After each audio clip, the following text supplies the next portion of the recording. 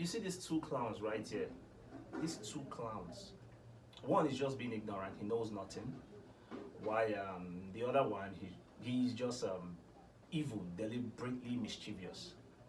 But you see, with regards to our history, kingdoms, especially in this part of the world, the Igbo history tends to be the most authentic one.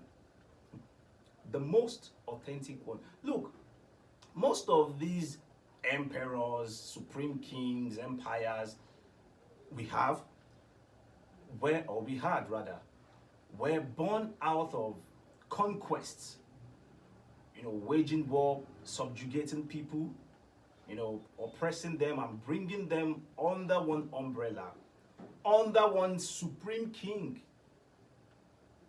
under one emperor. So most of these supreme kings were born out of wars, conquests, enslaving people. Look, with regards to the ancient African leadership, theocratic system was the best bet. It is not even a debate, it is a fact. We had traditional leaders. And in that regards, the Igbo Ngri kingdom is the oldest fact. How can you write a history book without including the oldest kingdom in Nigeria? The artifacts found in Ngri kingdom, the bronze head, is far older than that of Ile-Ife and Benin. Far older. Far older. Prior to the European interventions, what we had was traditional leaders, for goodness sake. And if you're speaking about this in that regards, the Igbo kings and kingdom is the oldest in Nigeria by far. Look, we have a Bini guy, wounded civilian, coming out to speak ill of the Igbo history in so many demeaning ways. To think that he's from Benin, I wouldn't want to speak about, the Oba and the Ogiso dynasty, how the Oba invaded the Ogiso and whatnot. Look, these things are well documented by your own historians.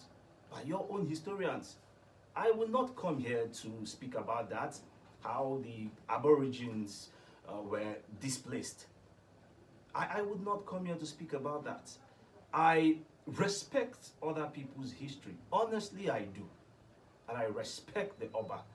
But I would not do that. Not as if I don't know about them or I can't speak about them, but it is not in my nature to do that.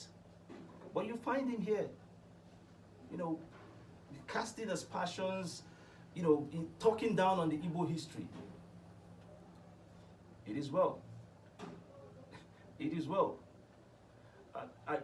One would want to advise you to, look, you can't be from Benin and you're coming out to speak about people's history in this way. But I'll leave it there. And you find the other guy, the Yoruba guy, coming out to say Igbos don't have this. And I repeat, most of the emperors, supreme kings you have, or you had rather, were born out of conquests. The Oyo Empire or whatnot, conquests, subjugating people and bringing them under one leadership, and therefore becoming the supreme king. Prior to that, we never had supreme king in those forms. No. We had traditional leaders, for the most part, priests. Priests. These were the custodians of our tradition. What are we saying? The Oni was a chief priest. These are facts. Respectfully, the Oni was a chief priest. Well documented. Subsequently, adhering to the civilization, metamorphosed into the king that we have now. He was a chief priest. Likewise, other kings we have in this part of the world. And the Igbo is not an exception. What you would say rather is the Igbos engaged in lesser or little or no conquest or, trying to go to override other people. No. Igbos respected boundaries. And the Igbo life is, live and let live. Live and let's live. It's as simple as that. So the Igbos, for the most part, they saw themselves as one people. They saw themselves as one people. So there was actually absolutely no need for the fracas. No need.